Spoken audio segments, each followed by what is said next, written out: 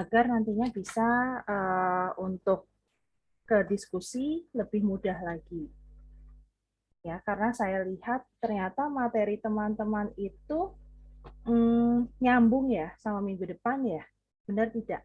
Kalau saya beri kesimpulan. Halo. Ini nggak ada suara. Benar-benar takutnya speaker saya error lagi. Atau nggak tahu, jangan-jangan. Iya Bu, agak nyambung dikit. Gimana? Mate coba deh, tes. Kamu ngomong deh, Teh. Nah, kalau untuk yang materi ini kan katanya apa itu tentang TI sama itu ya sistem Siap. sosial. Mm-mm. Terus yang minggu depan tuh kalau nggak salah hampir mirip sama yang sekarang Bu kalau nggak salah. Iya, nah iya, maka tadi saya juga cek loh, jawabannya hampir ke arah sana semua gitu ya. Mengapa? Karena saya lihat kan tadi tak kelompokkan itu berdasarkan dengan yang kalian kumpulkan. Jadi tadi kalau dicek itu kan mulai dari awal tentang penggunaan internet, betul ya teman-teman kelompok 4. Halo. Iya, Bu. Lalu 5, 9, dan 1 itu ternyata berkaitan dengan yang namanya semacam internet digunakan untuk kebutuhan dagang ataupun UMKM. Terus kelompok 6 ini kaitannya dengan pembukuan. Lalu 2 itu, sebentar, saya juga harus cek contekannya, karena nggak hafal nih. Kelompok 2 kaitannya dengan hiburan. 7 itu kaitannya dengan kegiatan pembelajaran. 3 dan 8 tentang kesehatan dan bantuan sosial. Nah, dari sini ada yang belum saya panggil, mungkin dari kelompok-kelompoknya. Karena saya memfilternya berdasarkan dari yang dikumpulkan teman-teman. Ada yang belum saya panggil kah? Kelompoknya? Sudah semua? Sudah ya? Oke. Nah, kalau saya lihat di sini, jelas bahwa materi hari ini sama materi minggu depan itu sama. Jadi kata Mateh asik, aku nggak jadi presentasi minggu depan. Iya, teman-teman, betul. Puji Tuhan ya. Jadi sama, tetapi nanti kalau misalnya hari ini pembahasannya belum selesai, kita bagi dua aja ya, biar minggu depan nggak uh, slow alias bingung mau ngapain gitu ya kita ya. Jadi nanti kita bagi dua, mulai dari yang 4 kelompok di awal dulu, nanti sisanya minggu depan. Kira-kira gimana? Lebih baik seperti itu atau mau dibuat tambah bikin kasus lagi? Seperti itu juga nggak apa-apa, Bu. Iya, Bu. Oke. Ya, kalau begitu kita bagi dua saja ya. Jadi hari ini mulai dari kelompok urutan 4, 5, 9, 1, lalu kemudian sisanya minggu depan. Nah, karena hari ini itu berkaitan dengan penggunaan suatu teknologi, maka saya akan info dulu ke teman-teman, walau sebentar saja. Kalau teman-teman sudah cek di dalam belajar WSD, bentar. Jadi di dalam belajar WSD itu ada beberapa informasi yang sudah saya berikan, kasusnya Donald Trump sama Joe Biden, lalu kemudian sama kaitannya dengan materi ini. Nah, kalau boleh saya berikan pengantar kira-kira 15 menit, bentar saja gitu ya. Jadi, yang namanya teknologi itu sama sistem informasi jadi satu. Mengapa? Kalau teman-teman ingat lagi, teknologi itu gabungan antara apa dengan apa? Halo, ada yang lupa kah? Antara sistem dan informasi, Bu. Belum, Novi, belum ke sana, no. Gabungan antara Hardware dan software. hardware dan software. Ya, hardware dan software. Tadi yang berbicara siapa ya? Selain Novi. Novi salah nggak apa-apa, tetap dapat poin. No. Apa tadi? Tani ya yang bicara? Iya, Bu. Iya, Bu. Bentar, tak catat dulu. Jadi betul yang dikatakan Nani sama Novi, dikatakan bahwa TI itu adalah kaitan dengan hardware dan software. Nah, di sini tentunya karena mereka saling jadi satu gitu ya. Nah, yang disampaikan oleh Novi itu after effect-nya gitu ya. Jadi penggunaan TI karena isinya adalah hardware dan software,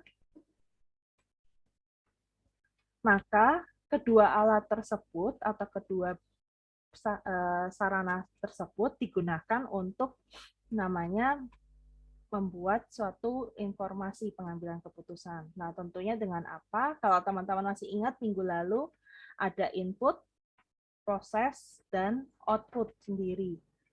Jadi inputannya misal menggunakan hardware-nya adalah yaitu keyboard. Terus di sini prosesnya apa gitu ya.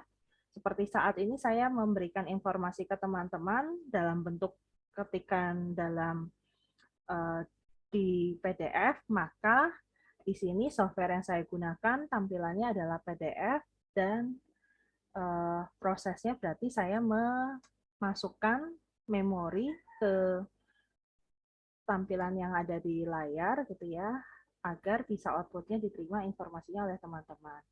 Nah, selanjutnya untuk karena menghasilkan sebuah informasi, maka berdua itu biasanya lazimnya ada di ada di organisasi, ada di organisasi.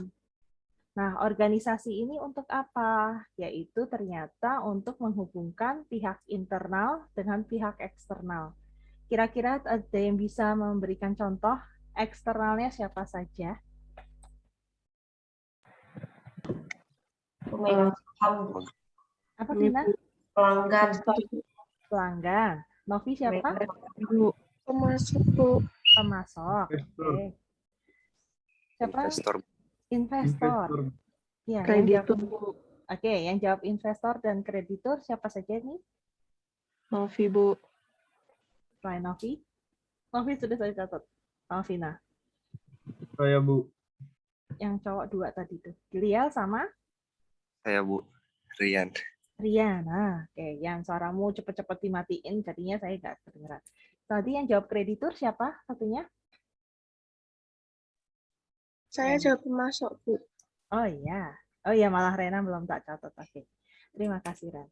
Ya, Ya. jadi betul ada eksternalnya itu pihak investor, kreditor, lalu kemudian pemasok. Jangan lupa ada customer, terus dengan pemerintah.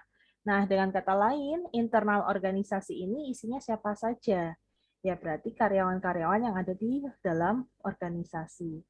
Nah, kalau teman-teman masih ingat, ada kaitannya dengan ini, software ERP, yang di mana dia akan menghubungkan antara bagian supplier, sebentar bagian tulisannya supplier, lalu kemudian ada internal di dalam perusahaan, mulai dari produksi, lalu kemudian penggajian, marketing, terus kemudian distributor, sampai dengan di bagian yaitu konsumen sendiri. Nah, tentunya di sini ada dampak positif dan negatifnya. Untuk positifnya berarti jelas bisa mengkolaborasikan atau menghubungkan pihak internal sama eksternal. Nah, kira-kira kalau negatifnya seperti apa teman-teman dari hal ini?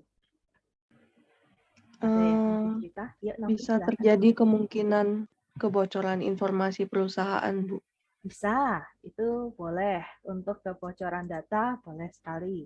Ada lagi? Itu, Bu, perlu pengendalian yang ketat. Kenapa, Mate? Apa itu kan, ya kan terkait informasi ya, kalau misalnya dari pihak organisasi itu nggak bisa melakukan pengendalian yang internal, itu dampaknya bisa kebocoran, terus dampaknya juga bisa ada manipulasi data gitu, Bu. Oke, betul. Bisa juga dengan manipulasi data juga. Oke, satu lagi mungkin ada yang mau cerita? Cybercrime. Cybercrime. Desi apa, Des? Kegagalan dalam menjalankan proses Oh, bisnisnya. betul juga. Itu kegagalan dalam menjalankan proses bisnisnya. Karena kalau misalnya mesinnya error gitu ya, di kode gitu atau di codingnya, nah maka di sini dengan kata lain prosesnya akan jadi gagal. Nah, tetapi yang saya maksud di luar hal-hal yang teman-teman sebutkan, bisa juga ada gesekan. Gesekan siapa gitu ya? Antara pihak internal dengan pihak eksternal. Karena tadi kalau teman-teman cek lagi, eksternalnya itu ternyata masyarakat juga bisa ikutan gitu ya. Mengapa bisa ikutan di dalam penerapannya itu semakin teknologi membuat resah gitu ya. Karena kalau misalnya si perusahaan memberikan informasi hoax ataupun palsu, itu menyebabkan jadinya jelas tidak lagi mau menggunakan teknologi tersebut gitu.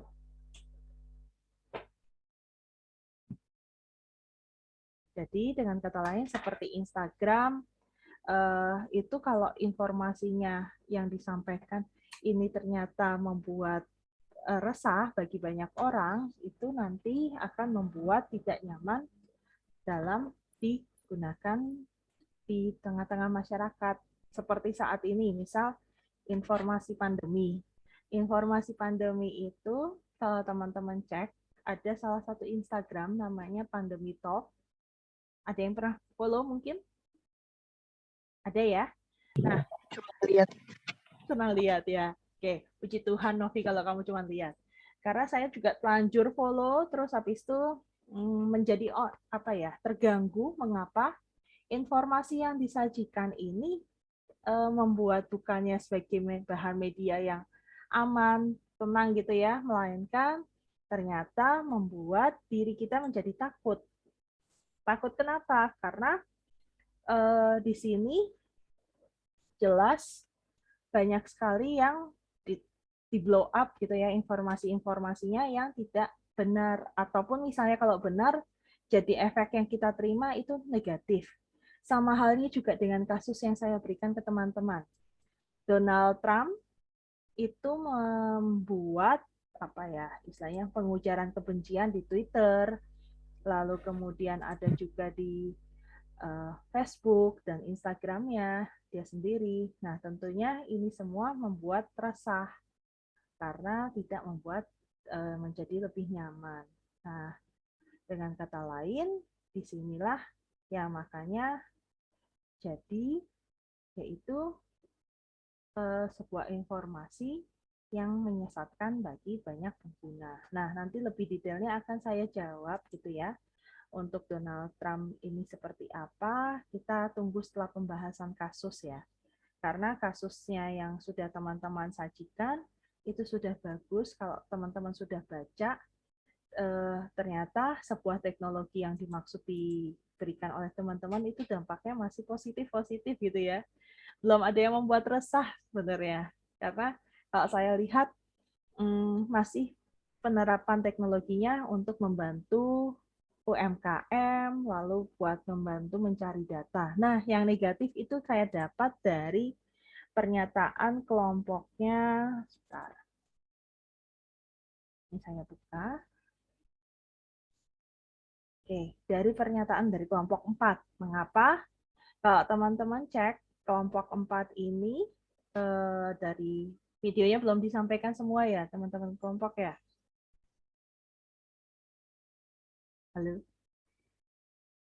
Oke, kalau belum nggak apa. Nah, kalau di sini ternyata kelompok 4 mengatakan internet itu bisa diakses oleh semua orang. Ada dampak positif dan ada dampak negatifnya. Positifnya mencari informasi lebih baik, tetapi negatifnya ada memainkan gadget lebih lama, kurangnya pengawasan orang tua. Terus solusinya apa? Gitu ya, membatasi penggunaan gadget dan mengalihkan pikirannya untuk melakukan aktivitas lain. Nah, ini yang diberikan oleh contoh si pihak kelompok 4. Jadi dampak negatif dari yang namanya penggunaan suatu internet.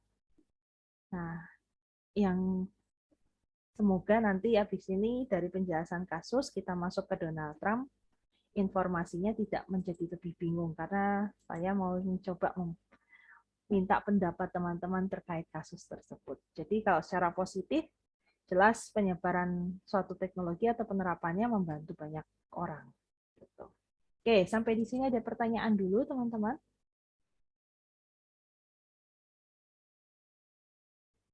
Ada tidak? Belum ada, Bu. Belum ada. Oke, kalau belum ada, berarti kita lanjut ya ke kelompok 4. Monggo teman-teman kelompok 4 silakan memberikan kesimpulan statement 1-2 menit gitu ya. Terus kemudian nantinya boleh dimintai pendapat untuk audiensnya. Silahkan teman-teman kelompok 4. Bu, izin bertanya. Mm-mm. Ini nanti yang kelompok 4 yang memberikan statement itu boleh Presenternya. anggota atau yang presenter aja? Presenternya, Novi. Oh, baik, Bu. Oh iya, terus ada satu lagi kelompoknya Rian. Halo Yan, Iya, Bu. kelompokmu tuh siapa presenternya? Kok duplikat orang? Saya bingung. Suryani, Bu. Oh Suryani, oke ya. Soalnya diterima di saya presenternya 2 orang, sedangkan anggotanya 2 orang. Gitu. Oke, terima kasih Rian. Nanti mohon diinfokan ya ketika pas menyampaikan statement. Kalau misalnya dapat giliran hari ini. Ya, Bu. Baik. Oke, ya monggo. Kelompok 4 siapa? Saya Bu, saya dari kelompok 4 sebagai presenter ingin memberikan sedikit informasi dari kasus yang kami angkat, yaitu tentang dampak negatif dari penggunaan teknologi, salah satunya yaitu ketergantungan dan penggunaan gadget yang terlalu lama. Apakah saya share screen saja Bu untuk memperjelas? Boleh sekali nanti.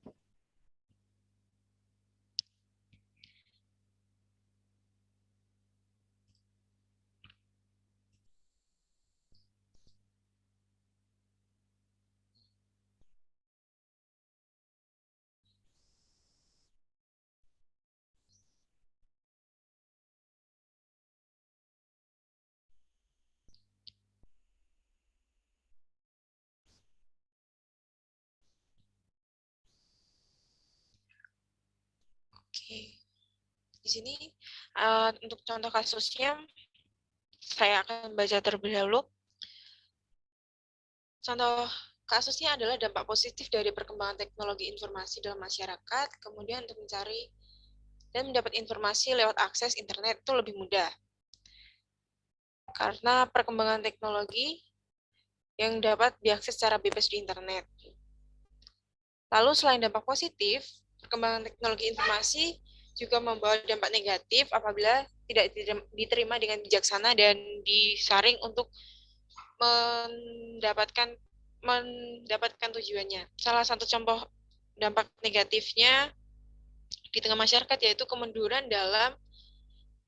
masyarakat dalam bersosial secara langsung, seperti pada kasus dijumpai pada zaman sekarang ini adalah anak kehilangan kemampuan berbaur dengan masyarakat dan cenderung nyaman dengan kehidupan online.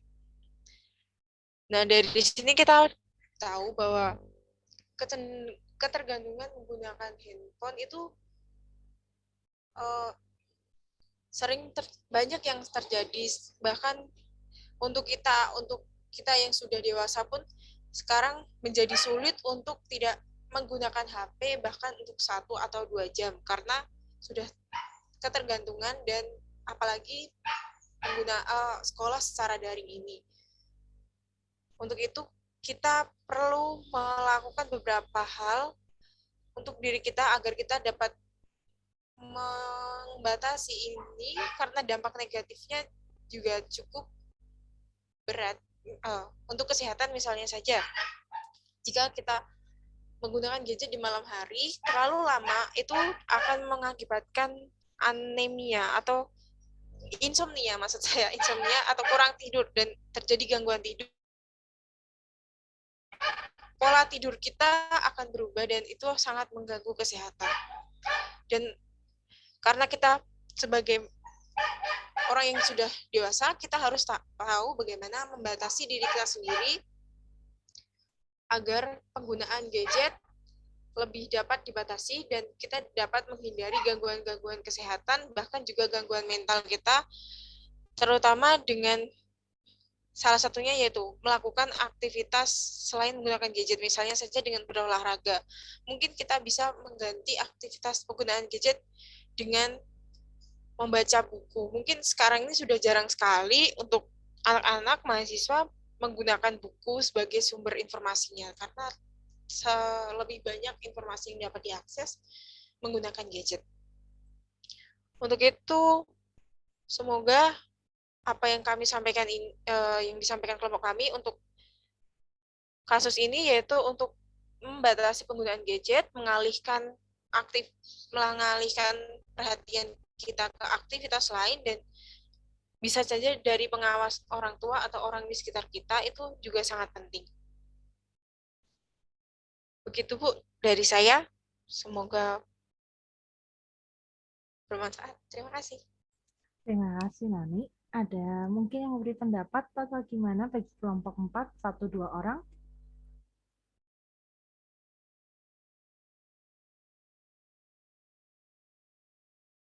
Nggak ada atau gimana nih? Tapi Nani gimana nih? Berarti benar-benar nih, internet menyita pikiran ini. Gimana teman-teman? Ada yang mau memberikan pendapat bagi Nani gitu, kelompoknya Nani? Saya mau coba boleh, Bu. Iya, silahkan Mate.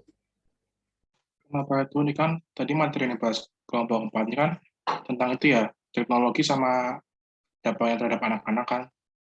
Terus apa tadi ada contohnya kayak anak-anak tuh jadi kecanduan gitu.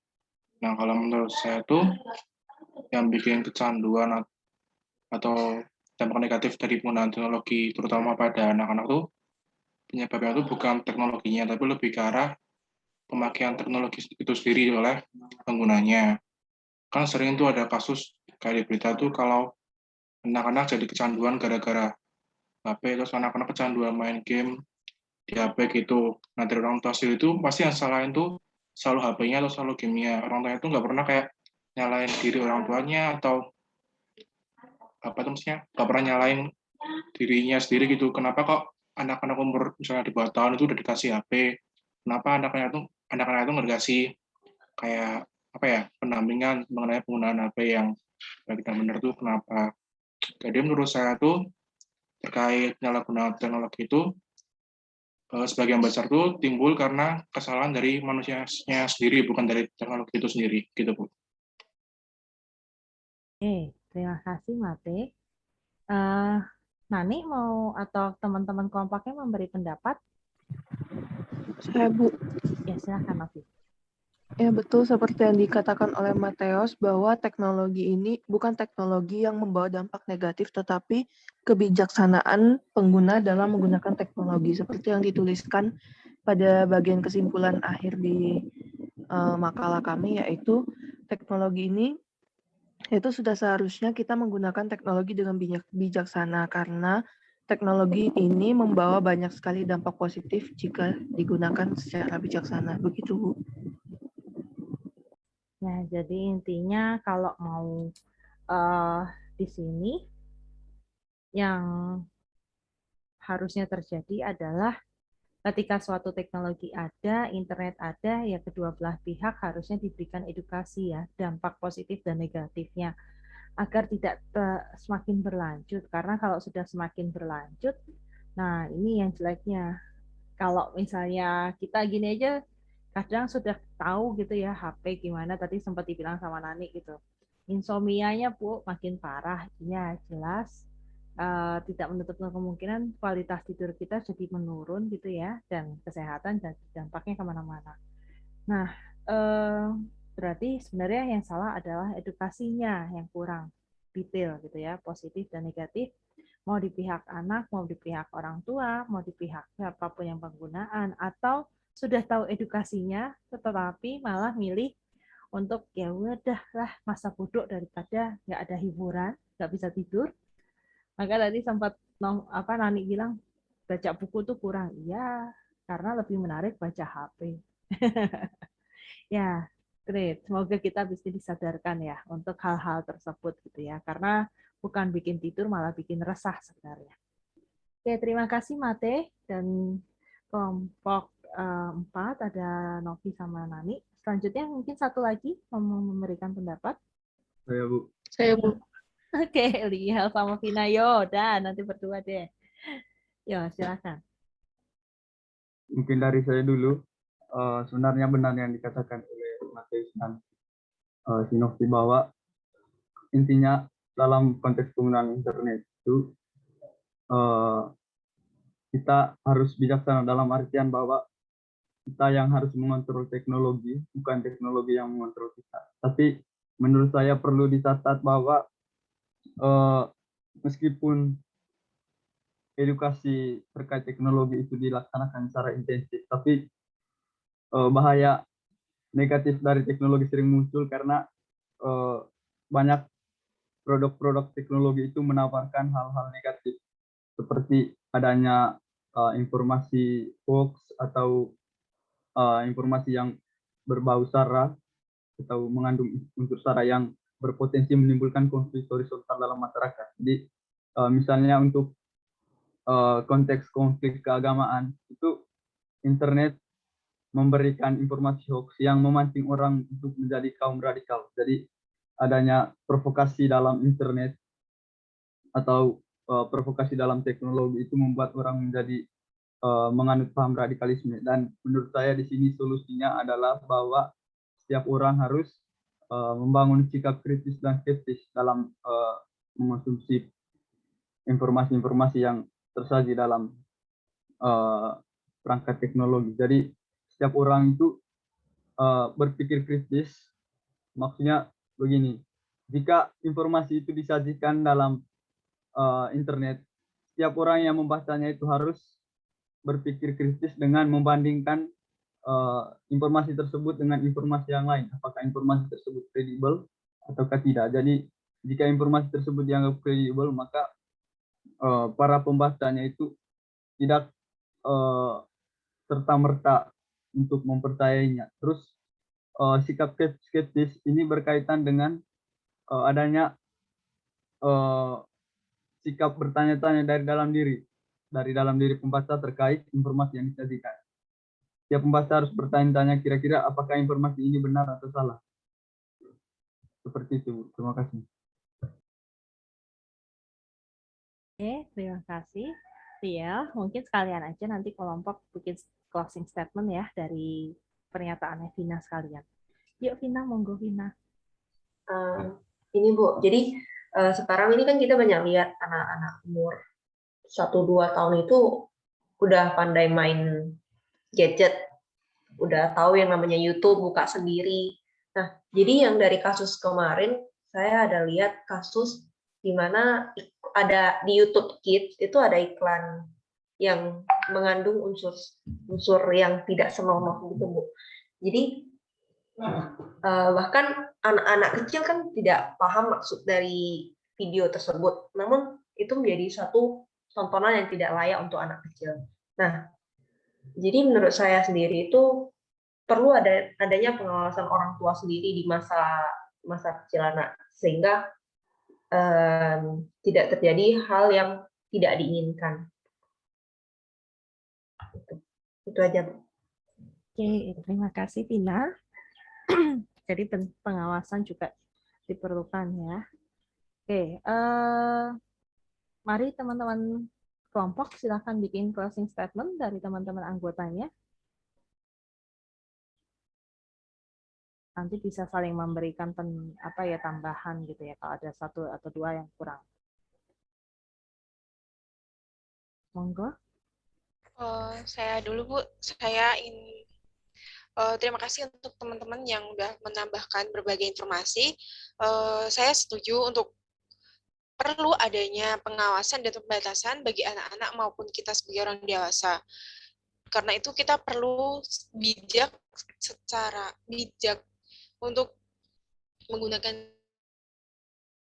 informasi yang kita dapat dari penggunaan teknologi informasi itu dari berbagai dari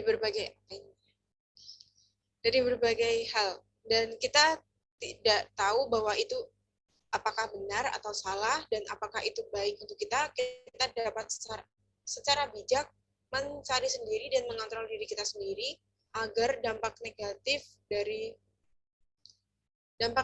dan positif, untuk dapat dampak negatif kita dapat hindari dan dampak positifnya dapat kita ambil, sehingga tujuan penggunaan gadget itu dapat kita ambil dan dapat kita terapkan supaya kita bisa menerima informasi yang berkualitas dan menjadi tambahan untuk kita. Begitu Ibu dan teman-teman. Untuk teman-teman yang lain, silakan. Ada yang mau tambahin dari teman-teman kelompok?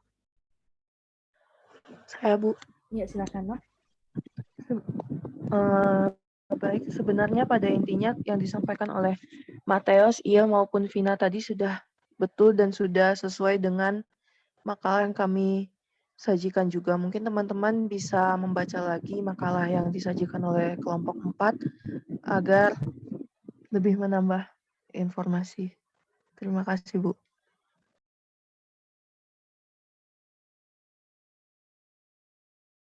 Terima kasih teman-teman kelompok 4. Jadi nanti dinamikanya seperti ini ya teman-teman ya. Ini yang sudah dilakukan oleh teman-teman kelompok 4 sudah baik. Oke, kita lanjut ke kelompok siapa dulu nih? Mau 5, 9, atau 1? Kalau dari urutannya. Atau semoga saya nggak salah nyebut. Mau siapa dulu? Kelompok 5. Oke, ya silahkan Indra. Izin share screen ya, Bu. Silahkan Indra.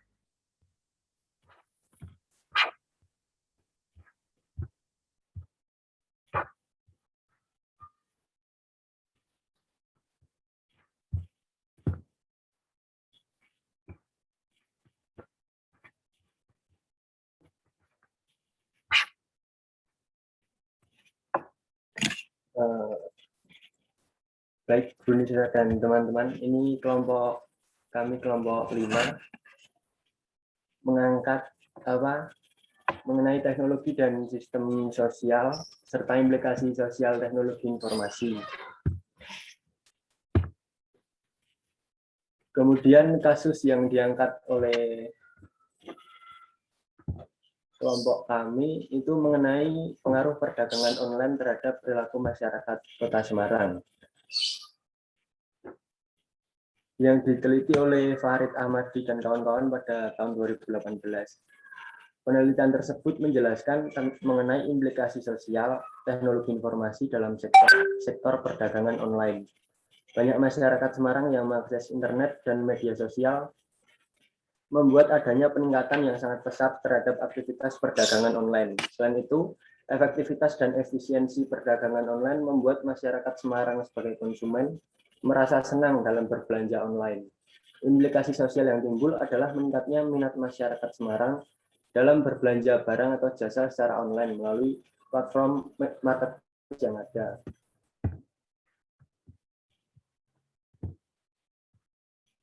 Kemudian dari 240 responden yang diteliti, hasil penelitian menyodorkan bahwa yang pertama itu sebagian besar pelaku perdagangan online Kota Semarang adalah perempuan dengan persentase 52%, sedangkan laki-laki sebesar 48%. Perempuan lebih mendominasi karena mereka memiliki hobi belanja atau shopping. Kemudian yang kedua, pelaku perdagangan online Kota Semarang didominasi oleh orang dengan rentang usia 21 sampai dengan 30 tahun dengan persentase sebanyak 44%. Alasannya adalah karena rentang usia tersebut berada pada fase usia produktif dan memiliki kepekaan dengan perkembangan teknologi informasi. Kemudian yang ketiga, sebagian besar pelaku perdagangan online di Kota Semarang mempunyai pendidikan SMA dengan persentase 60%, disusul dengan tingkat pendidikan sarjana sebesar 16% dan pendidikan SMP 13%. Kemudian yang keempat, dari sisi pekerjaan, Mahasiswa adalah pelaku perdagangan online terbanyak dengan persentase sebanyak 32%. Mahasiswa melakukan belanja online bukan hanya sebatas kebutuhan, tetapi juga untuk mencapai kesenangan dan mengikuti tren yang ada. Kemudian yang kelima, sebanyak 70% masyarakat Semarang pernah melakukan belanja barang atau jasa secara online. 56% diantaranya karena mudah, 6% karena hemat, kemudian 8% karena alasan lainnya. Kemudian yang keenam, hasil penelitian berdasarkan jenis produk. Dalam perdagangan online, masyarakat Kota Semarang lebih sering membeli barang sebesar 90% dibandingkan produk jasa yang hanya 10%. Dan barang yang dibeli sebagian besar adalah fashion sebesar 63%. Kemudian yang ketujuh, hasil penelitian berdasarkan platform yang digunakan. Paling banyak digunakan dalam perdagangan online adalah Shopee dengan persentase 25%. Kemudian analisis kasus.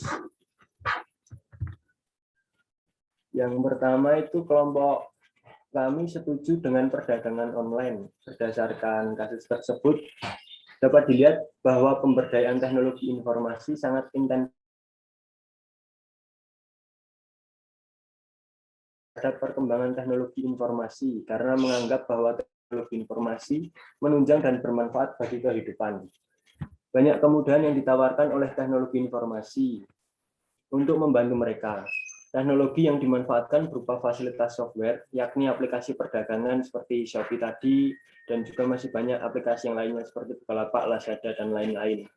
Oleh karena itu, tidaklah salah jika mengatakan bahwa kegiatan perdagangan online perlu dijalankan karena memberikan banyak kemudahan.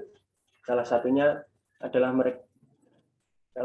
tidak heran jika masyarakat Semarang lebih memilih berbelanja dan berdagang secara online. Kemudian mengenai kelemahan dan kelebihan aktivitas online. Yang diidentifikasi kelemahan dan kelebihan dalam melakukan perdagangan online, yang pertama kelebihannya adalah terciptanya kemudahan, harga yang terjangkau, efektif, efisien, hemat waktu dan energi, dan lebih praktis. Sedangkan kelemahan perdagangan, kemudahan dalam bertransaksi yang mana konsumen tidak harus secara langsung pergi ke pasar, tetapi memberdayakan fasilitas marketplace untuk melihat spesifikasi barang beserta harganya. Barang yang susah dijangkau karena faktor jarak dan demografi pun bisa dibeli oleh konsumen. Selain itu, perdagangan online menciptakan efisiensi dan efektivitas dalam transaksi. Dalam hal ini, konsumen dapat menghemat biaya dan energi untuk menjangkau produk yang diinginkan. Di sisi lain, perdagangan online lebih praktis dibandingkan dengan perdagangan secara langsung. Online adalah adanya produk yang tidak sesuai dengan iklan, waktu pengiriman yang terlambat, biaya ongkir yang mahal, dan terdapat barang cacat. Kelemahan tersebut sebenarnya merupakan masalah utama yang menghambat proses perdagangan online. Kemudian masalah yang timbul dalam perdagangan online yaitu adanya perjanjian yang merugikan konsumen. Jadi jika menelisik lebih lanjut, transaksi antara konsumen dan produsen dalam perdagangan online menimbulkan adanya perjanjian baku. Perjanjian baku yang di dalamnya terdapat syarat-syarat tertentu yang dibuat oleh pelaku usaha tanpa mengikut sertakan konsumen dalam menyusun kontrak, sehingga konsumen tidak memiliki pilihan lain dan dalam keadaan di bawah kekuasaannya. Dapat dilihat bahwa perjanjian tersebut berpotensi merugikan konsumen karena tidak memiliki kedaulatan dalam menciptakan perjanjian penjualan. Jadi konsumen benar-benar mengikuti prosedur yang ditawarkan oleh penjual seperti itu. Kemudian yang terakhir, solusinya bagaimana? Yaitu supremasi hukum. Masalah tersebut sebenarnya timbul karena belum adanya supremasi hukum yang tegas tentang aktivitas perdagangan online. Oleh karena itu, perlu adanya penegakan hukum, yaitu UU Nomor 7 Tahun 2014 yang mengatur tentang perdagangan offline maupun online. Selain itu, Undang-Undang Nomor 8 Tahun 1999 tentang perlindungan konsumen perlu ditegakkan lagi. Seperti itu, Bu Nizita dan teman-teman dari kelompok 5. Terima kasih. Terima kasih, Liel. Oke, monggo apakah Liel, maaf, Indra. Kan jadi saya karena baca Liel kan. Oke, Indra, monggo kalau ada teman-teman yang mau memberikan pendapat kepada kelompoknya Indra, silahkan. Ini lengkap sekali informasinya, mulai dari penggunaan terbanyak, siapa yang sering pakai, terus barangnya apa. Nah, silahkan teman-teman. Monggo, ada yang mau memberikan pendapat?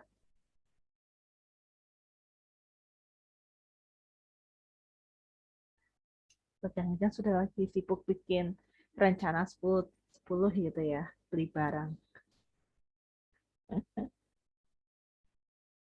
Gimana teman-teman? Ada yang mau memberi pendapat? Ibu, saya memberikan pendapat. Iya, silakan Rena. Selain memiliki berbagai kemudahan, perdagangan online juga memiliki beberapa kelemahan dari sisi masyarakat. Contohnya dalam kelemahan yang dijelaskan kelompok tadi adanya cacat barang. Kita tahu juga bahwa berbelanja online kan ada sistem COD, di mana kita dapat membayar barang yang dibeli saat kurir datang. Tetapi ada beberapa masyarakat yang mungkin belum sering melakukan perdagangan online dan kurang edukasi, sehingga jika mereka menerima cacat barang, mereka malah meminta pengembalian uang kepada kurirnya. Seharusnya kan bisa dapat dilakukan retur di aplikasi tersebut gitu loh. Nah, jadi akhir-akhir ini juga sering ada masalah di mana konsumen meminta pengembalian uang ke kurir sehingga mengancam kurir atau mengata-ngatai kurir itu karena kurangnya edukasi dalam berbelanja menggunakan aplikasi belanja online. Itu salah satu kelemahan dalam penggunaan teknologi. Oke, terima kasih Rena, betul gitu ya, belanja di barang di sini ternyata kurir jadi tersangka utamanya. Padahal yang salah adalah pihak penyedia jasanya juga. Oke, ada mau langsung dikumpulin dulu atau mau gimana teman-teman kelompok? Mau ditanggapi? Dikumpulin dulu, Bu. Oke, yuk. Silahkan, selain Rena mungkin ada lagi?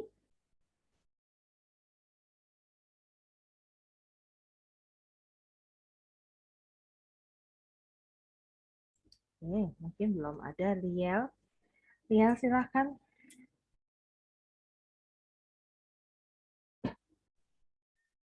Oke, terima kasih. Benar yang dikatakan oleh teman Rena bahwa masalah utamanya yaitu adanya edukasi yang kurang bagi masyarakat. Jadi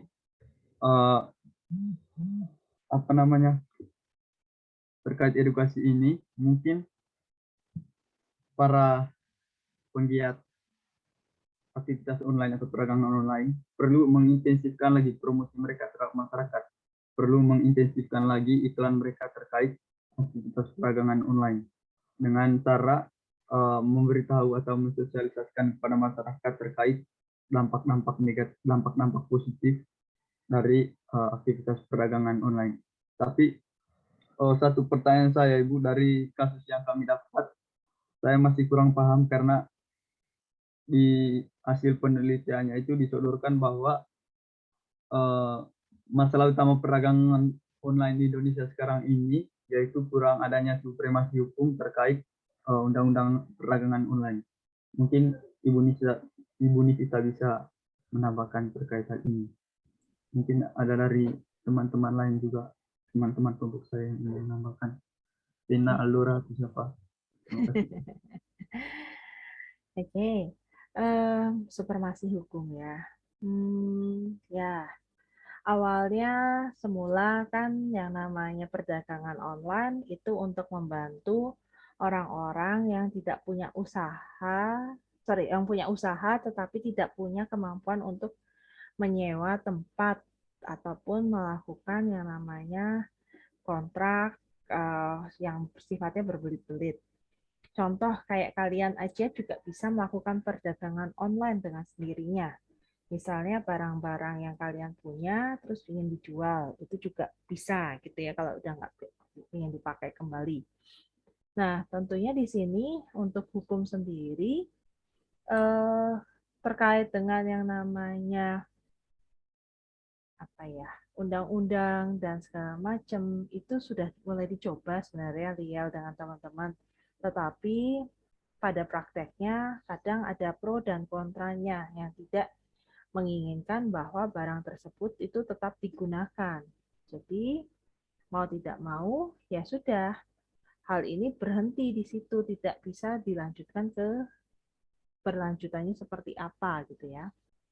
Nah, maka nantinya mungkin gitu ya kita tunggu untuk hukumnya barang-barang online gimana. Yang jelas kalau terkait dengan kebocoran data, lalu kemudian terkait dengan pengiriman barang palsu, dan lain-lain pastinya ada. Tetapi kalau untuk etikat berjualan gitu ya, itu belum terlihat. Karena kan yang dilihat di sini semuanya baik-baik saja, tidak ada yang berat sebelah ataupun informasinya tidak benar gitu ya, kelihatannya semua baik gitu. Termasuk kita pun juga sebagai orang awam yang paham edukasi tentang e-commerce itu pun juga bisa lama-lama jadi ketipu. Awalnya lihat barangnya di mana,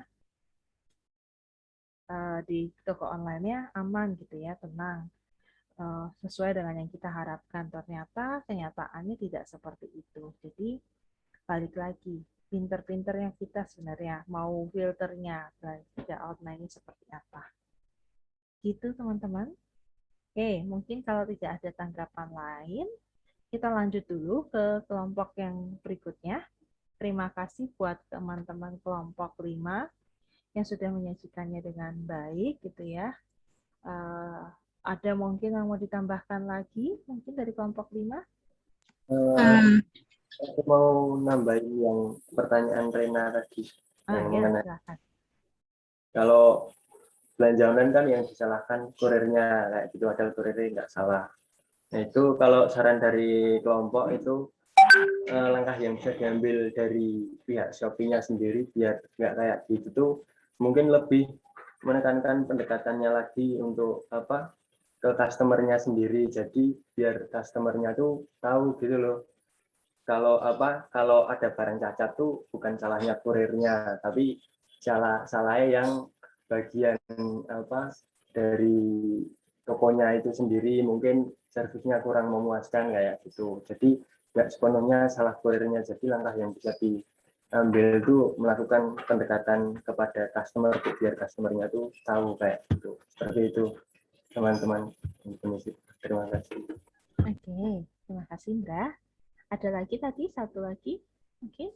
Bu, saya mau nambahin yang Indra tadi. Ya, Emang bener sih yang kalau misalnya cuman konsumen yang kayak protes gitu kan emang nggak adil gitu kan. Jadi kayak harus ada pendekatan dari yang pemberi jasa. Nah, mungkin salah satu caranya mungkin mereka bisa bikin kayak video acuan di awal. Kan biasanya kalau download gitu kan pasti ada kayak tombol-tombol yang dikenalin kan, Bu. Nah, mungkin akan lebih mudah apabila dibikin video tutorial gitu, Bu. Jadi misalnya disertai apa aja yang bisa dilakukan kalau misalnya ada barang cacat, apa yang harus dilakukan tuh dicantumin di video gitu. Jadi biar masyarakat lebih mengerti apa yang jadi hak dan kewajibannya dia kayak gitu. Itu aja sih, Bu. Makasih. Oke, terima kasih Rena. Gimana Rena? Oke? Iya, oke. Tapi untuk saya sendiri sepertinya pihak Shopee-nya, saya pernah lihat iklan tentang cara tutorial pengembalian barang jika ada barang cacat gitu. Jadi mungkin pihak Shopee-nya sendiri sudah melihat beberapa masalah atau kasus-kasus sehingga melakukan solusi untuk dapat mengedukasi masyarakat tentang masalah tersebut, Bu. Terima kasih. Oke, terima kasih Rena. Ya, berbagai upaya sudah dilakukan, tetapi balik lagi ya, kadang kemungkinan-kemungkinan pun mungkin muncul timbul. Nah, balik lagi berarti kita pakai sistem pemikiran yang kemarin, sistem thinking. Dilema antara mau pakai apa enggak aplikasi tersebut, benar apa enggaknya. Nah, ini kita coba mudah-mudahan semakin lebih baik lagi untuk ke depannya. Oke, terima kasih teman-teman kelompok 5. Monggo selanjutnya kelompok berapa?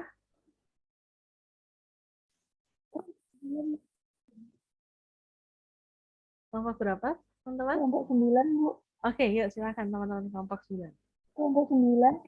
Iya, Siska. Iya. Saya izin saya ya, Bu. Iya, silakan Siska.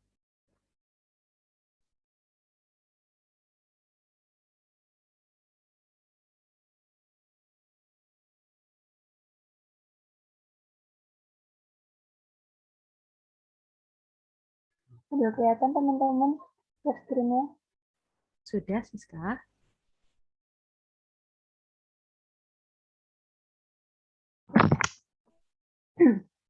Jadi di sini kami kelompok 9 itu mengambil contoh kasus mengenai bisnis online di tengah wabah pandemi COVID-19 ini, Bu. Nah, dari artikel yang kami baca itu dijelaskan bahwa bisnis online itu adalah kegiatan bisnis yang dilakukan di dunia maya dengan bantuan internet. Nah, untuk menjalankan bisnis online sendiri itu memerlukan media online sebagai wahana berbisnis.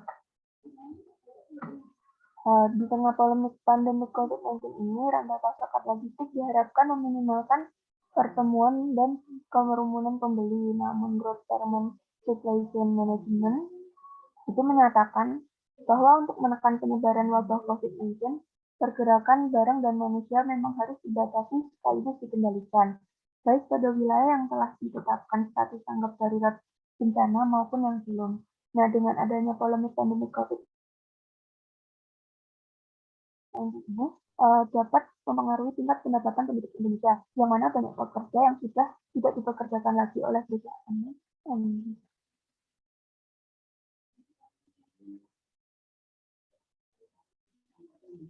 Ini masih nyambung nggak ya?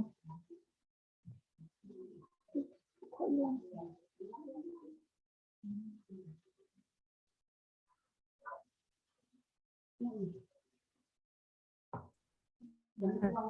Halo, Siska?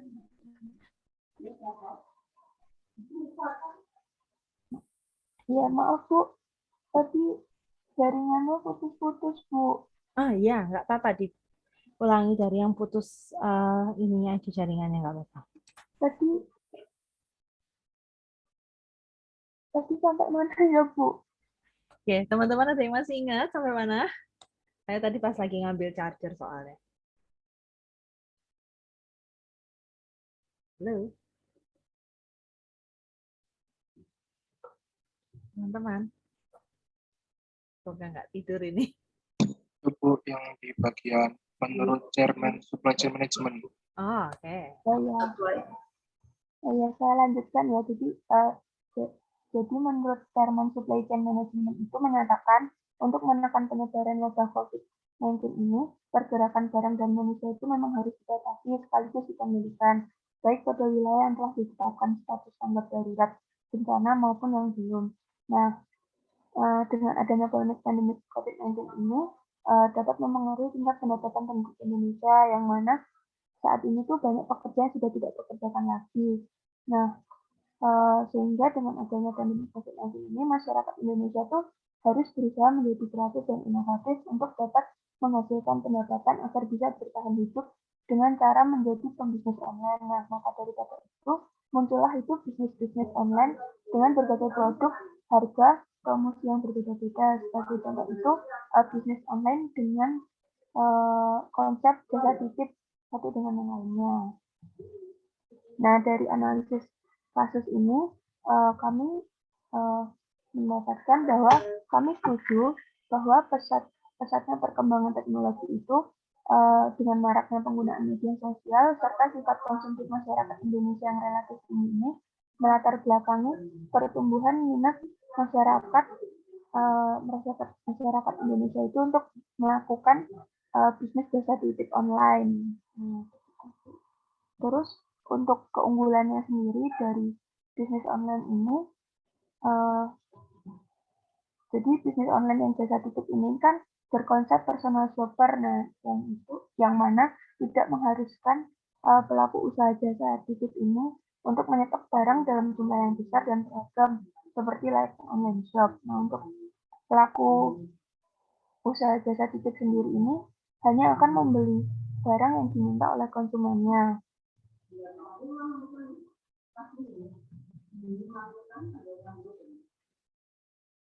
Nah, kalau dilihat dari di sini yang dari si pengguna itu menunjukkan bahwa 70% pengguna layanan jasa titip adalah seorang wanita dan sisanya pria. Nah, di sini tuh keunggulan lainnya itu bisnis online jasa titip ini dianggap mudah karena memang hanya membutuhkan gadget dan internet dalam kegiatan operasionalnya.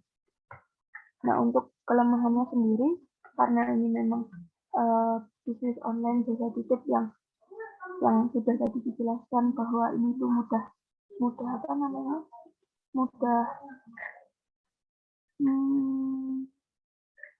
dioperasionalkan, sehingga tuh menjadi banyak kompetitornya.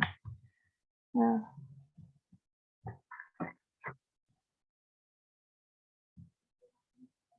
dan di sini tuh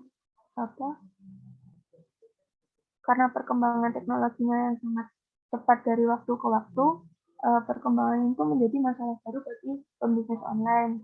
Karena jika misalnya pembisnis online itu tidak bisa beradaptasi dan memberikan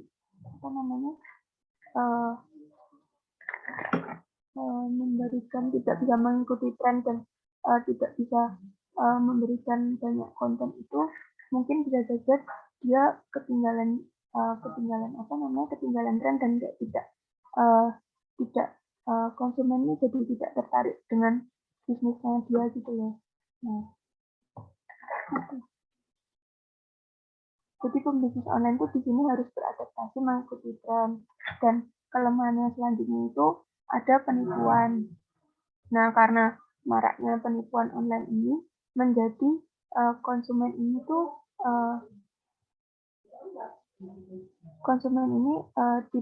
menurun tingkat kepercayaannya kepada pembisnis online.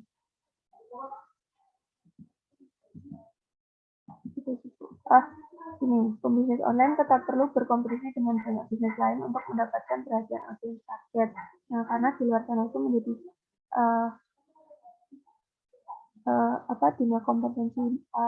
dunia pembisnis online ini tuh banyak kompetitornya.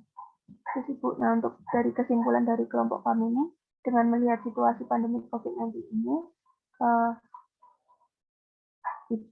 jika ingin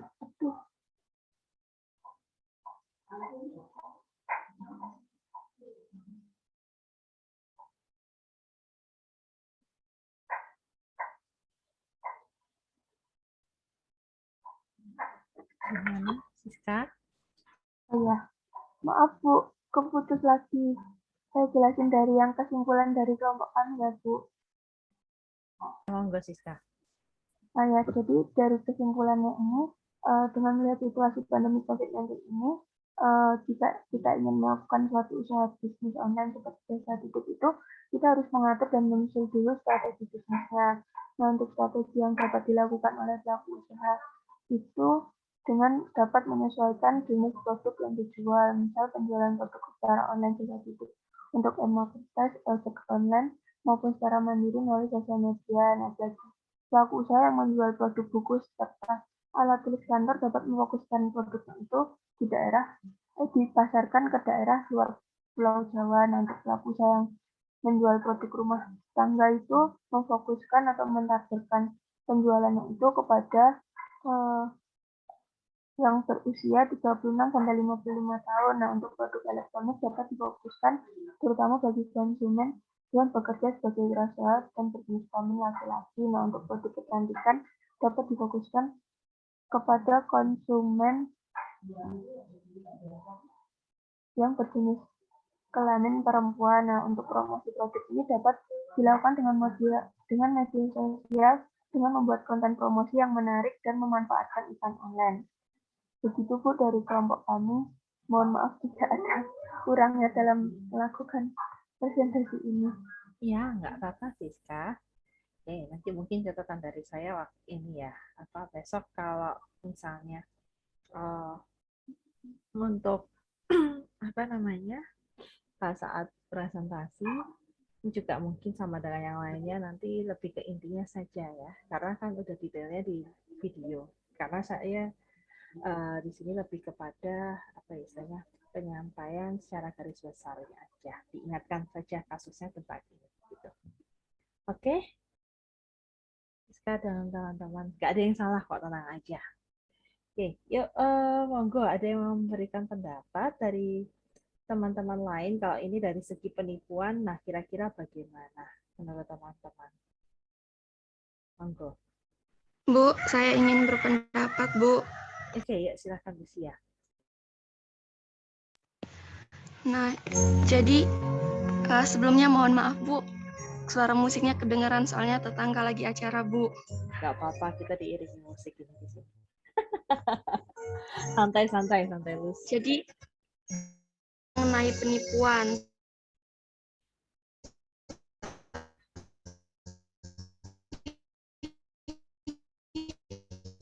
Suaranya Lucia putus-putus kayak teman-teman, apa gimana? Iya Bu. Iya Bu, kayak sinyalnya Bu. Sinyal dia putus-putus Bu. Dia yang Ya, yuk, Lus bisa.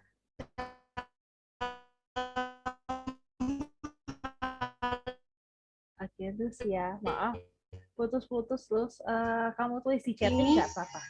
Nah, ketika banyak promo atau otomatis, Halo Bu. Iya, Lucia. Kalau misalnya putus-putus, kamu kasih di chatting nggak apa-apa. Nanti kami paham kok. Ini kayaknya putus-putus sempat nih. Halo, Lus. Mungkin bisa dicoba lagi. Kalau emang benar-benar nggak bisa, baru deh nanti di pakai di chatting nggak apa-apa.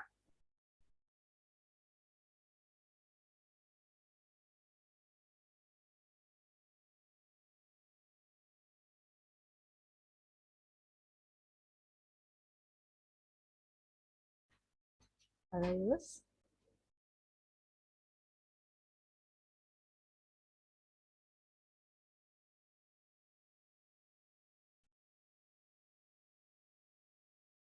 Halo, Lucia. Keluar ya, teman-teman? Apa gimana? Sedang mengetik mungkin Bu. Oh, mungkin ya. Wes, ya dilanjut ya. Nanti kalau misalnya ada yang ini. Monggo teman-teman yang lain ada yang memberikan info.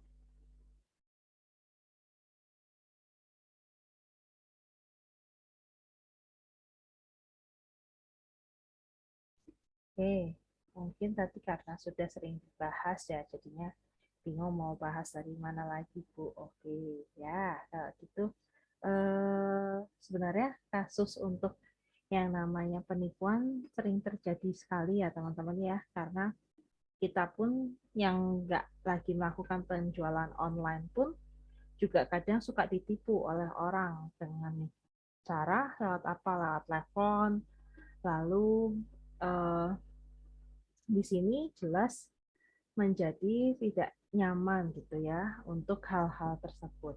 Nah, teman-teman di sini tapi balik lagi kita tuh kadang juga mau dikatakan penjualan online itu penting sama nggak penting, mau nggak mau kadang harus tetap digunakan karena bisa membantu untuk kehidupan kita juga. Oke, ini Lucia mau sambil mengetik, mungkin ada yang mau memberi pendapat lain untuk kelompoknya Siska?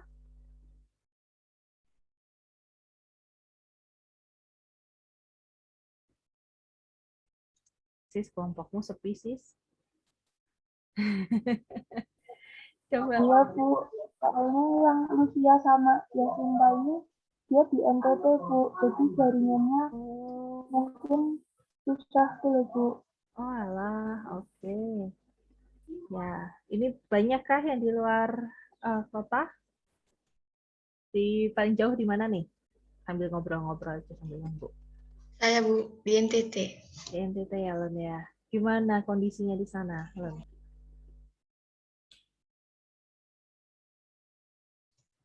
Kadang cuacanya tidak mendukung Bu, ada angin, terus kadang listrik padam, seperti itu Bu.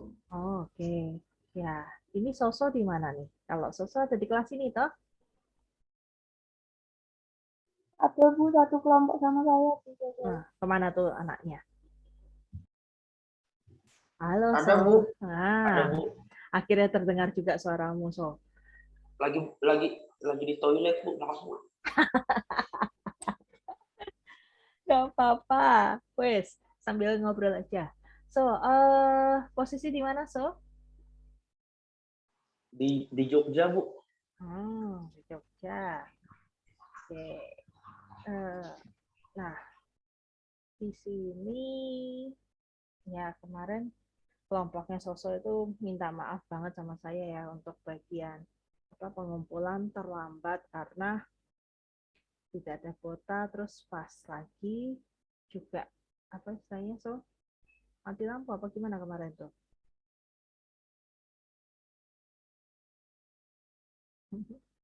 Halo Susu. Iya Bu, kemarin mati lampu Bu. Nah, oke. Nanti mungkin kalau misalnya ngumpulnya apa ya, ada kendala, dicoba ya teman-teman ya. Tidak mepet waktu pengumpulan. Udah dibuat sama saya kan pengumpulannya batas waktunya sangat panjang sekali. Termasuk kalau teman-teman cek saat ini di belajar itu infonya untuk yang namanya apa? Saya kumpul ini bikin waktunya itu udah semuanya ada sampai dengan yang di dekat UTS. Jadi semoga teman-teman tidak ada yang telat lagi karena untuk kendala tadi. Kalaupun misalnya ada yang terlambat, silahkan di backup oleh teman-teman kelompok lainnya agar nantinya tidak ada yang terlambat. Nah, sambil menunggu pertanyaan dari Lucia, karena kelompok terakhir gitu ya kita ya. Saya mau menunjukkan dulu info yang ada di belajar. Sebentar saya login pakai device berbeda lagi karena yang satunya ini kadang internetnya nggak mau stabil, jadi harus saya pindahkan yang bisa buat WiFi karena yang lagi saya lakukan sekarang pakai PC, jadi dia untuk WiFi-nya nggak mau. Ya, sebentar teman-teman.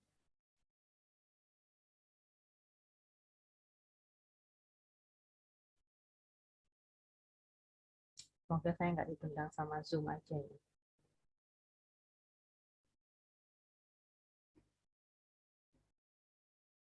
Oke, biar nggak connect audionya, nggak apa-apa. Yang penting bisa share screen. Nah, ini teman-teman. Jadi, kalau teman-teman dilihat di belajar, gitu ya, infonya. Bentar, saya bisa masuk kayak share screen. Oke. Nah, kalau di belajar ini, infonya diartikan bahwa untuk yang namanya besok, untuk yang pertemuan 5, ini istilahnya saya hidden sama teman-teman. Kenapa? Karena biar lebih mudah untuk teman-teman tidak mengumpulkan lagi tugas yang sama, yaitu tugas minggu ini. Kecuali emang ingin teman-teman kumpulin lagi ya terserah, tetapi kan tadi kita buat kesepakatan bahwa tidak ada pengumpulan di pertemuan kelima. Jadi besok minggu kelima, minggu depan masih bahas yang sama. Nah, untuk materi sudah saya sampaikan di sini dalam bentuk tadi, mind mapping seperti itu, karena emang materinya tidak terlalu banyak, nanti baru banyak di pertemuan kelima, yaitu sudah masuk mulai ke penggunaan untuk di bagian hiburan, lalu kemudian ada bagian government dan segala macam. Bisa singgung sedikit demi sedikit. Oke, itu untuk info yang ada di bagian pertemuan kelima. Nah, sebelumnya ada yang mau ditanyakan dulu dari teman-teman? Ada yang bingung tidak untuk pengumpulannya? Maaf, Bu. Iya, silakan. Masih kurang jelas, Bu. Maksudnya minggu depan nggak ada ngumpulin tugas kelompok 2, Bu? Iya, betul. Betul, Novi. Jadi, karena tugasnya tadi di awal sudah dikatakan sama gitu ya, antara minggu yang ini sama minggu yang besok, minggu depan. Jadi, teman-teman tidak perlu mengumpulkan. Free satu tugas. Oke? Belum dibuat toh? Atau sudah lanjut dibuat? Oh, belum, Bu. Berarti, Bu, ngumpulinnya di 2 minggu lagi, tanggal 27. Tanggal 27. Betul. Kok tanggal 27?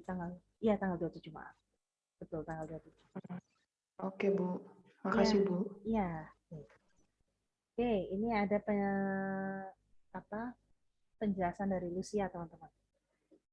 Dikatakan bahwa kalau pendapat saya berkaitan dengan penipuan pada online terdapat kelemahan pada konsumen. Contohnya di sini ketika banyak promo seperti Lazada dan Shopee, otomatis konsumen menjadi tertarik untuk memesan. Tetapi seringkali tanpa sadar ketika mereka berbelanja, produk itu sebetulnya bukan kebutuhan, melainkan hanya keinginan. Berarti adanya sifat inklusif ya, inclusive buying. Nah, jadi ketika barang itu dipesan dan datang tidak sesuai keinginannya, yang disalahkan adalah kurirnya. Oke. Nah, lalu di sini intinya adalah sebentar. Padahal kalau mau dilihat salahnya juga adalah konsumen karena memesan barang tersebut tanpa mempertimbangkan lebih terdahulu. Nah, apakah barang yang dipesan itu terjamin maupun tidaknya? Terus, nah kadang promo itu bisa dijadikan sebagai ajang cuci gudang karena belum laku barangnya terjual. Jadi dengan kata lain, di sini Lucia ingin mengatakan bahwa lemahnya informasi gitu ya, ataupun dari sikapnya masyarakat Indonesia sendiri yang ingin lebih kepada mengadakan inclusive buying, karena kalau nggak dibeli sekarang nanti nggak dapat, bisa jadi seperti itu. Jadi dengan kata lain, di sini gimana teman-teman kelompok menanggapi hal tersebut?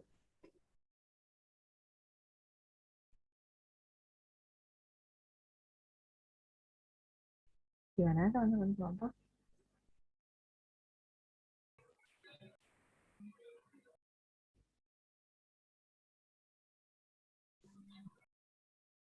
Bu, Iya.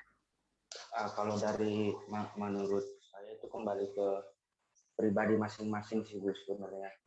Itu kan apa namanya kayak haknya dia gitu kan. Apa gimana sih itu kan? Keinginannya dia sendiri gitu loh Bu. Jadi saat sesuatu yang sampai terus tidak sesuai dengan ekspektasinya dia, itu harusnya dia lebih ke ini sih Bu, kayak apa, sadar diri sendiri sih Bu. Terus banyak-banyak ini juga apa, kayak membaca tentang jual beli online itu seperti apa gitu, biar tidak terjadi hal-hal seperti itu gitu menurut saya. Oke, ya. Jadi perlu bukan edukasi ya, lebih kepada pengalaman. Karena pengalaman itu penting dan apa ya? Kadang juga kita tergiur untuk melangkah terlebih dahulu, mau pembelian online, mau di dalam kehidupan, jalan dulu lah pokoknya, nanti dipikir belakang. Bisa jadi seperti itu, tapi kan kadang juga itu tidak bisa diterus-teruskan prinsip seperti itu, karena bisa jadi malah nantinya kita terseok-seok di belakangnya. Nah, di sini jelas dikatakan bahwa untuk kasus yang dikatakan Lucia, ya konsumen yang salah, tetapi kita juga sebenarnya dari diri kita itu pengendalian dirinya harus ada, agar tidak semuanya jadi konsumtif gitu ya, lebih kepada melihat lagi butuh nggak sih kamu. Kalau cuma buat hiburan semata, ya lagi galau kita habis diputusin pacar, ya monggo, itu buat kehiburan. Tetapi kalau misalnya di sini tidak butuh, tetapi habis itu barang yang diterima tidak sesuai, ya jangan disalahkan kurirnya, kasihan. Kurir itu kan mencari pekerjaan tidak mudah, dan mereka juga sebenarnya nggak ingin seperti itu, tetapi ya apa daya, kalau kesempatan yang ada seperti itu, ya mau gimana lagi. Oke, teman-teman yang lain mungkin ada mau menambahkan untuk kelompok ini?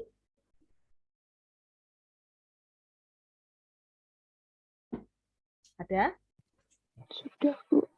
Sudah. Oke, pasrah ini kelompoknya. Oke, kelompok 4, 5, 9, dan terakhir kelompok 1. Ya, terima kasih teman-teman kelompok 9 untuk bantuannya hari ini dan bahan diskusinya. Mari kita beralih ke kelompok 1. Monggo teman-teman kelompok 1. Saya izin share screen ya, Bu. Iya, silakan.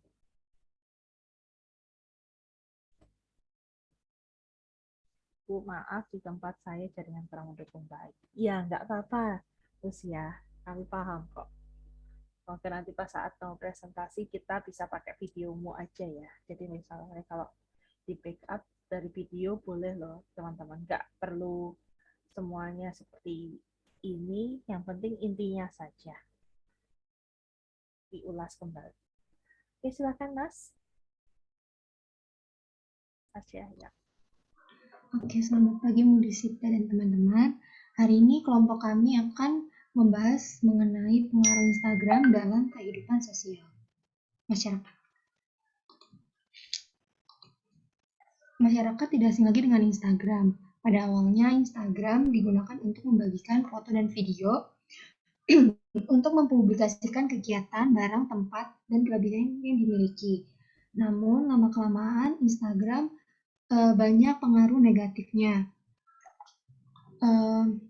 Munculnya tindakan kriminal seperti cyberbullying yang seperti kasus yang kita ambil, yaitu body shaming yang dilakukan oleh Fatin, salah satu followers dari selebgram Rahel Fenya, melalui Instagramnya pada tanggal 30 Mei 2021.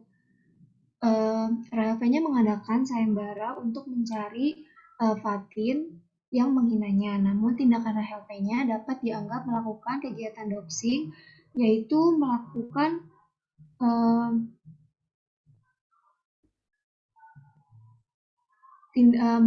memburu dan menyebarkan data pribadi seseorang tanpa persetujuan yang bersangkutan.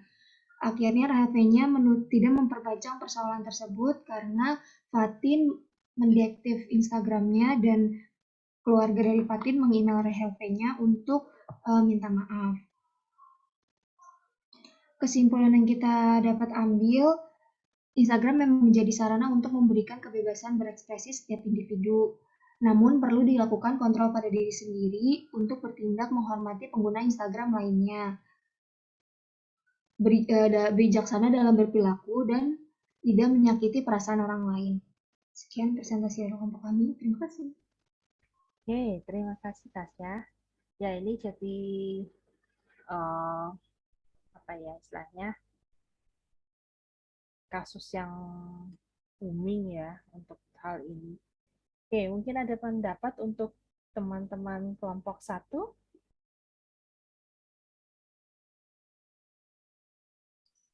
Bu, saya ingin berpendapat, menambahkan saja. Oke, ya, silakan. Ya, terima kasih Bu. Untuk dari Instagramnya sendiri, dalam hal mencegah adanya cyberbullying atau ketidakorisinal dari karya-karya, Instagram itu bisa melakukan maksudnya melakukan take down dari Instagramnya jika ada karya-karya yang dianggap itu karya orang lain yang memang tidak diizinkan, jadi langsung take down sama Instagramnya. Terus Instagram juga menyediakan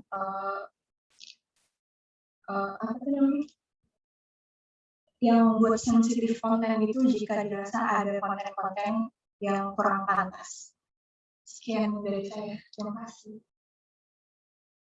Ya, terima kasih teman-teman. Oke, ada info bahwa beberapa untuk yang namanya penggunaan sebuah Instagram itu jelas bahwa di sini banyak yang kurang pantas. Nah, oke, nah balik lagi teman-teman. Di sini apakah misalnya untuk apa ya informasi tersebut itu lazim atau tidaknya, terus kemudian kita itu sebagai masyarakat filternya seperti apa gitu ya. Karena kalau tadi seperti yang saya infokan ke teman-teman bahwa ternyata di sini banyak loh yang menggunakan hal tersebut untuk kebutuhan yang tidak semestinya gitu ya. Nah, dengan kata lain berarti Instagram pun juga harusnya bisa digunakan untuk memilah mana yang benar dan mana yang tidak. Tuh. Oke. Nah, kalau tadi saya juga contohkan kasusnya Pandemic Talk gitu ya, kalau kalian sempat buka. Nah, itu juga membuat resah banyak orang jelas. Nah, tapi kasusnya Rahel V-nya pun juga membuat resah banyak orang karena banyak yang tidak nyaman untuk hal tersebut. Nah, mungkin kita perlu menyikapi baiknya seperti apa sih untuk hal tersebut, apakah tetap mau kita pakai aplikasinya atau tidak. Kalau mau dipakai ya monggo, berarti silahkan digunakan dengan sebaik-baiknya. Oke, teman-teman. Ada lagi yang mungkin memberikan pendapat ke kelompoknya satu, kelompok Tasya. Saya, Bu. Ya, silakan, Rian. Saya cuma mau beri pendapat, kayak misalnya Instagram itu kan kayak banyak banget dengan, misalnya kita lihat kayak di foto orang kayak banyak banget yang memberi ujaran kebencian gitu, Bu. Nah, alangkah baiknya dan bijaksananya, misalnya kita tidak suka dengan konten yang ia buat, sebaiknya tuh jangan di komen yang kasar atau memberi ujaran kebencian, tetapi misalnya kalian tidak tertarik dengan konten itu, kalian bisa scroll aja gitu. Habis itu atau tidak kan ada di Instagram ada pengaturan yang bisa membuat biar konten-konten yang seperti ini tidak dimunculkan kembali gitu. Oke. Nah. Jadi dengan kata lain, yang namanya hal tersebut perlu ya. Oke, ada lagi yang kira-kira filter dari sebuah informasi, lebih tepatnya seperti itu. Ada lagi, Rian? Cukup, Yan? Cukup, Bu. Oke. Ya, silakan, Bra. Ini, Bu, saya lebih memberi pendapat atau saran biar kalau Instagram tuh mengenai promosi bisnis di Instagram tuh lebih ditingkatkan keamanannya, Bu. Soalnya kan ada kalau yang bisnis lewat Instagram, maksudnya Instagramnya itu digunakan buat bisnis tuh banyak kayak ini loh, Bu, kayak penipuan gitu. Padahal bisa itu sebenarnya kelihatannya bagus di Instagram, tapi setelah ada customer yang pengen tapi ternyata bisnisnya tipu-tipu kayak gitu. Jadi kan kasihan customernya kayak gitu. Nah, betul. Apalagi akhir-akhir ini banyak kalau kita tertarik beli barang gitu ya, tolong yang namanya untuk istilahnya difilter dengan baik, karena kadang barang-barang yang disampaikan di Instagram itu belum tentu benar juga, dan bisa jadi juga di sini untuk yang namanya info tersebut untuk yang ini ya meresahkan orang, karena bisa jadi pas saat kita beli tidak sesuai dengan harapan, dan kadang ada yang nggak mau didirect ke e-commerce juga, atau dengan kata lain kamu harus mengirimkannya lewat WhatsApp, dan saking pengennya itu kan kita sendiri sebagai orang kan juga inginlah pokoknya punya barang itu dengan segala resiko pasti mau nggak mau kita terima. Nah, inilah yang menjadi penyebab kadang harus difilter apakah benar, apakah baik atau tidaknya. Jadi nantinya dimohon teman-teman untuk ketika menggunakan sebuah Instagram ataupun apapun platformnya untuk lebih bijak lagi memfilter hal tersebut. Oke, mungkin teman-teman kelompok ada memberi pendapat gitu. Iya, Bu, saya mau beri pendapat tentang Indra sama Rian tadi. Saya setuju sama Rian, kalau misalkan kita nggak suka ngelihat kontennya kan juga bisa di-hide. Kalau nggak, buat apa juga ya kalau misalkan komen-komen gitu yang berani nyinyir-nyinyir kayak gitu. Saya setuju sih kalau misalkan nggak suka bisa di-hide atau di-block mungkin. Kalau untuk Indra, saya pernah baca sih tips-tips buat supaya nggak ketipu di Instagram. Itu kayak kita bisa ngeliat dulu berapa kali akun itu ganti nama. Kalau misalkan dia ganti nama terus gitu, biasanya dia tuh penipu gitu. Terus kalau misalkan nanti dia di linknya itu ada nge-link ke Shopee atau Tokopedia, biasanya kan kayak gitu lebih kelihatan jujur gitu dalam jualan kan. Jadi sih Bu, dari saya segitu. Mungkin dari teman-teman saya ada yang mau ditambahin. Oke, terima kasih. Yel, mau menambahkan ya? Ya Bu, saya ingin menambahkan terkait masalah cyberbullying dalam konteks Instagram. Itu menurut saya solusinya tidak hanya dari sisi pengguna atau konsumen Instagram saja, karena tidak menjamin bahwa kalau kita menginginkan kesadaran dari pengguna Instagram, kita tidak bisa menjamin bahwa mereka bisa masing-masing secara bijak untuk menggunakan Instagram. Jadi menurut saya pemerintah juga harus campur tangan dalam menangani hal ini. Misalnya pemerintah dapat menegakkan kembali Undang-Undang ITE, misalnya untuk pasal 28 ayat 2 yang berbunyi, setiap orang dengan sengaja yang dengan sengaja dan tanpa hak menyebarkan informasi yang ditujukan untuk menimbulkan rasa kebencian atau permusuhan individu dan atau kelompok masyarakat tertentu berdasarkan atas suku, agama, ras, dan golongan atau sara. Jadi pemerintah dapat menjerat para perilaku cyberbullying dengan undang-undang ITE seperti ini. Terima kasih. Jadi dengan kata lain di sini informasi yang ada itu harus dicek ya benar-benar ya. Untuk cyberbullying ya mau nggak mau itu ada hukumannya kok. Kalau misalnya mau ditambahkan atau mau misalnya diperlanjut gitu ya, itu bisa masuk ke undang-undang ITE. Betul sekali itu ya. Oke, Indra mau menambahkan apa, Indra? Kira-kira ini masih raise your hand. Oh, maaf Bu, kepencet. Maaf Bu, nggak tahu. Nggak apa-apa, nggak apa-apa. Oke, kita lanjut. Ada yang mau mungkin closing statement dari kelompok 1?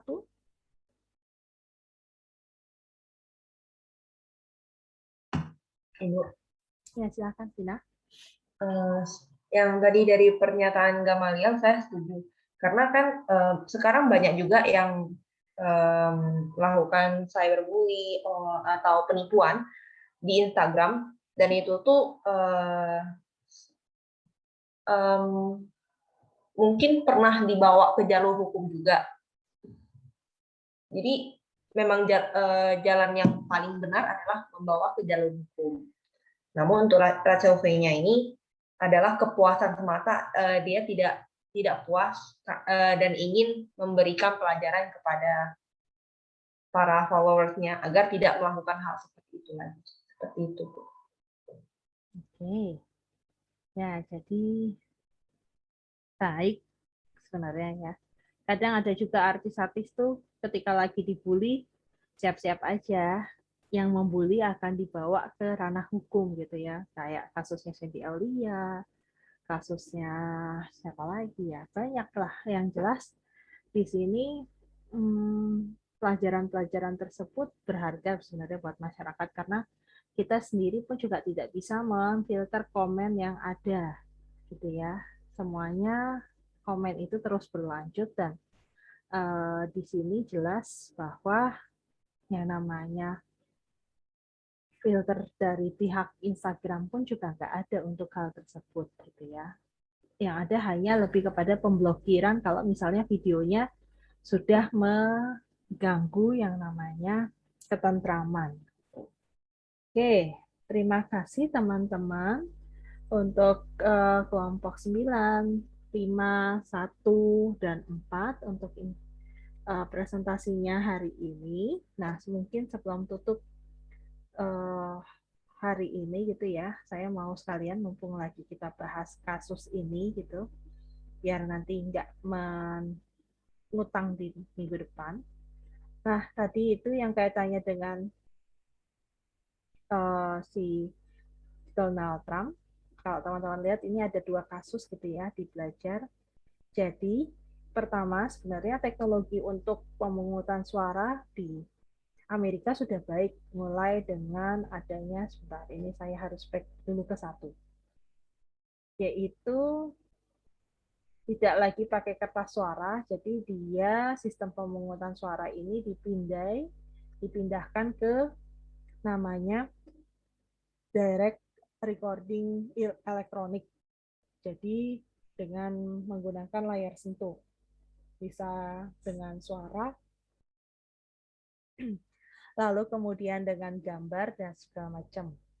Terus di nomor yang kedua, di sini, di ketiga, lebih tepatnya dia menggunakan BMD atau Ballot Marking Device System, di mana di sini bisa produksi surat suara itu dapat mudah dibaca dengan manusia.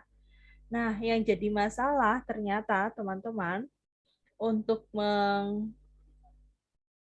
pemilihan surat suaranya, dia sebenarnya tidak lagi pakai surat suara kayak kita, tetapi pas saat ngerekapnya itu yang masalah. Kenapa? Karena masih lagi modelnya di voting satu persatu. Maka jadilah pertarungan di antara si Biden sama si Trump itu sendiri. Nah, di sini jelas Trump nggak mau kalau pemilunya itu bermasalah, dan dia mengklaim bahwa ada kecurangan dari pihak Biden sehingga melakukan tuntutan di sana-sini, gitu ya. Sampai dengan akhirnya ke Mahkamah Agung di sana,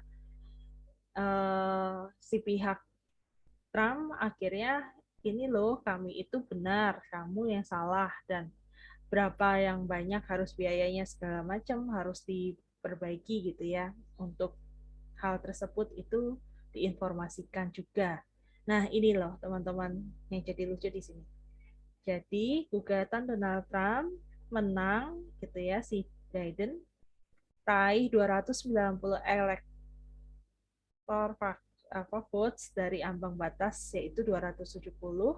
Sedangkan di sini punyanya si Trump hanya 214 untuk yang secara elektronik. Terus kemudian di sini gugatan yang dilakukan oleh Trump untuk 5 negara bagian, yaitu ada Pennsylvania, lalu kemudian Georgia, Michigan, Arizona, dan Nevada. Tetapi gugatan itu ditolak sehingga dia melakukan galang dana.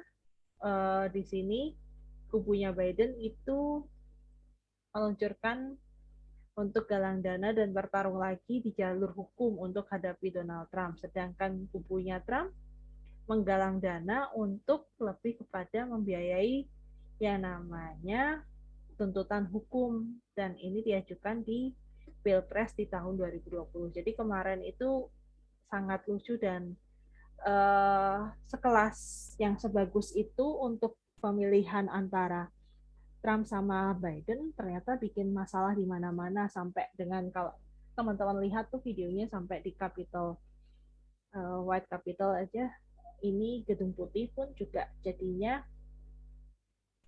didatangi oleh banyak masyarakat gitu ya untuk menentang hal tersebut. Jadi ya balik lagi ya, penggunaan teknologi itu ada positif dan negatifnya. Nah, nanti minggu depan kita akan mendengarkan paparan pendapat dari tadi teman-teman kita yang lainnya gitu ya. Ada kaitannya dengan pembukuan kas untuk suatu ini namanya dari hasil UMKM, lalu kemudian ada yang untuk bansos dan belajar, serta ada juga untuk hiburan. Nah, nanti kita akan coba melihat detail satu persatu. Mungkin saya nanti akan juga memberikan beberapa kasus yang ingin saya minta pendapat dari teman-teman. Jadi nanti untuk minggu kelima, teman-teman betul tidak ada persiapan untuk yang lain-lain, gitu. Untuk presentasi ya tetap presentasi, tetapi yang lain nanti biar tidak semakin ngantuk gitu ya, masih pagi, nanti pasti akan saya minta untuk pendapatnya bagaimana dengan kasus-kasus tersebut. Bisa dipahami teman-teman? Bisa, Bu. Bisa, Bu. Ya, Berarti minggu depan kita lanjut. Nanti mau dibuat kesepakatan aja mulainya jam berapa, teman-teman? Halo? 7.30, Bu. Jam berapa? Setengah 8. Setengah 8 atau 8. jam 8? Jam Bangun nggak? 8. Oke, jam 8 cukup ya harusnya ya. Tapi nanti agak mepet selesainya. Kalau yang nggak ada kuliah, aman. Kayak gini ini masih bisa aman. Setengah jam gitu ya. Oke, Vina gimana, Vin? Mau tanya apa, Vin? Ibu mau nanya, ini kan kemarin ada di ketentuan tugas itu ada pertemuan 4 dan 5 itu teknologi dan pemanfaatan dalam masyarakat ya, Bu. Dari info yang saya dapat itu ada jadwal lain lagi, Bu. Yaitu pertemuan 4 itu teknologi dan sistem sosial, pertemuan 5 pemanfaatan teknologi pada masyarakat, pertemuan 6 teknologi dan pemerintah, pertemuan 7 teknologi dan regulasi itu. Itu yang dipakai yang mana ya, Bu? Iya, makasih Vina. Jadi di belajar itu kalau teman-teman cek, emang saya buat banyak sekali ya. Tak jadiin pisah-pisah gitu ya. Awalnya kan tak gabung-gabung. Ternyata di kelas sebelah, di kelas B, itu kerepotan. Bu, lihat kayak gitu membuat kami pusing gitu ya. Akhirnya ya udah saya pisah-pisah. Nah, untuk yang panduan tugas kelompok, nah ini saya buka saja. Nah, jadinya kan totalnya 12 nih. 9. Jadi dengan kata lain, besok minggu depan, untuk yang nomor 2, poin nomor 2, ini teman-teman tidak perlu lakukan lagi. Langsung besoknya untuk tanggal 27, deadline 27 yaitu untuk teknologi dan pemerintah. Dan nanti kalau mungkin itu nyambung lagi dengan si regulasi, bisa jadi akan saya jadikan satu lagi seperti hari ini. Gitu, Vina, dengan teman-teman. Jadi nanti yang nomor 2 ini diabaikan saja. Kita langsung ke nomor yang 6. Yang nomor 3 maksud saya. Jadi nanti yang kasus ketiga itu nomor 6 sama 7, pertemuan 6 sama 7 digabung atau enggak ya? Bisa jadi, nanti saya coba sambil lihat lagi detailnya. Kalau saya coba lihat ya sebentar ya, silabus itu, karena panduannya di silabus ya, karena kalau kita lihat detailnya, nah untuk regulasi bisa jadi nggak digabung, karena ternyata beda banget gitu ya. Kalau ini kan dia satu bab, tapi dampaknya kemana-mana nih. Yang nomor 4 dan nomor 5 untuk pertemuan 4 dan 5. Tetapi nomor 6 khusus untuk government sendiri, kayak tadi contoh Biden itu, saya membuka kasus untuk di bagian teknologi dan pemerintah gitu ya. Lalu nanti di nomor 7, silahkan teman-teman mengecek untuk yang privacy, ada intelektual, kah ada kejahatan-kejahatankah yang berkaitan dengan hal ini. Jadi ini dipisah nomor 6 dan nomor 7 gitu, Vina. Baik, Bu. Terima kasih, Bu. Ya, sama-sama. Jadi nanti bisa dicicil ya untuk yang kelompok berikutnya. Yang bisa nyicil duluan silahkan kumpulkan untuk tugas di tanggal 28. Semoga nggak ada yang mengalami kendala lagi seperti sosok kemarin gitu ya.